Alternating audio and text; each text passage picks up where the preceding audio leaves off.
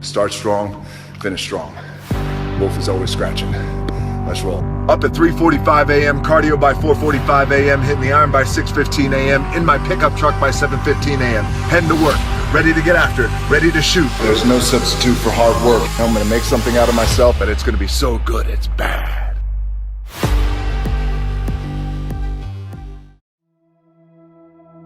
Instead of telling you what I think you should be doing, or how you could be better, or I thought, well, let me just speak from the heart, speak from my gut, and really not have anything prepared, but just tell you what's worked for me. And maybe some of the stuff that's worked for me might work for you now, currently, presently, as you guys have your goals and ambitions, but then further on down the line, as you guys continue to live your life. This idea and this notion that you could be anything you want, and you can accomplish anything you want, right? We hear that. You've heard that from the time you were little boys. You hear that now. You're already incredibly accomplished. You guys know that. The thing that has worked for me is to remember the hard times. So, and I'm sure you guys all have your processes. And again, I'm going to tell you what's worked for me. So before a big movie comes out, before, back in the days when I was wrestling with WWE, a WrestleMania match, anything big that would happen, I would always take a moment and I'd just remind myself, all right, I was evicted when I was 14. We were kicked off the island. We couldn't live in Hawaii. Had no place to live. A lot of shit happened then when I moved to Nashville. I was arrested multiple times by the time I was 16 years old. I would remember that, and it allows me then to be present in the moment and understand, holy, the stuff I have around me right now, this is the shit that I dreamed of when I was a kid.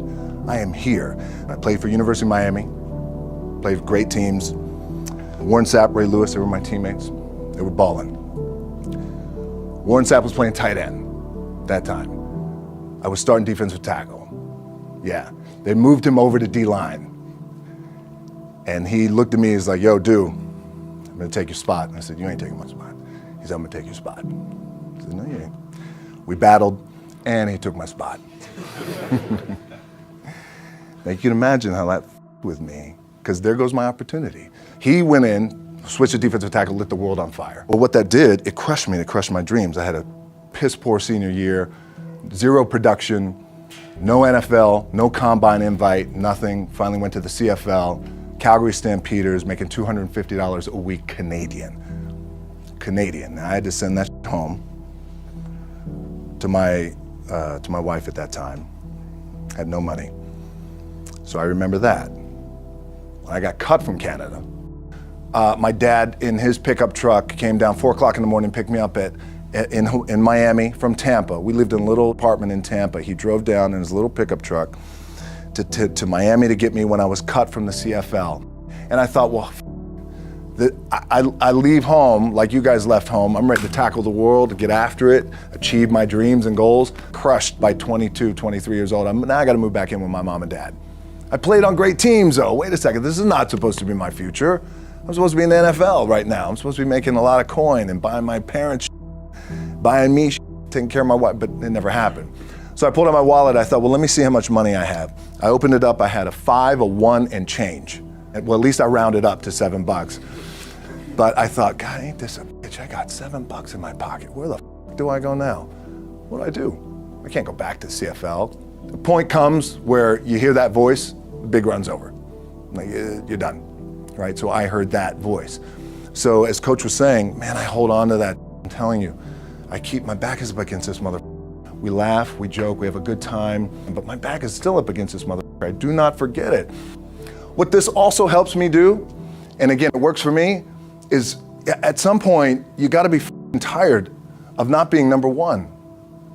You have to be, and you gotta play angry, and I play angry. Now, I'm cool and calm with my approach, and when I step out on my field, which is a set, or, you know, like, there's some, and you're always gonna have haters, and haters are like, well, God damn, man, how many movies are you gonna make, or how much shit are you gonna do? Like, you do a lot of shit. I say, yes, it's my ambition.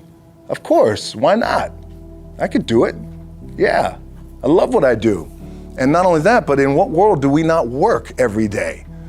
my back is up against this thing, you know, and I started to play angry, by the way, and I still play angry. My last match, Brock Lesnar, transitioned, and I realized if I had to be great at something, I wanted to be great in this world of Hollywood and movie making and producing and entertainment, I had to commit, and like you guys have to commit. Obviously, you commit to something, commit to the goal. So I quietly retired. 2 years later, I thought, what did I do with my career? Because my movies were not doing well. I was written off. It was around 2006, 2007. I was like, I pulled a Jim Brown. I left when I was on top, like number one in the wrestling business, and I left. It was a ballsy, gutsy, some call it stupid move, but I had to commit and I had to follow what was in my gut. What helps me is to keep the hard times in the front of my mind, because it allows me to go into these big moments that I've worked my ass off and you guys have worked your ass off. It allows me to go into these big moments with a different perspective. What it also does for me, and again, this is what works for me. Like, my back is up against this mother. Every day, it's against this wall. But it's up against this mother because it's what I believe in. And when my back is against this mother, then there's nowhere to go but that way.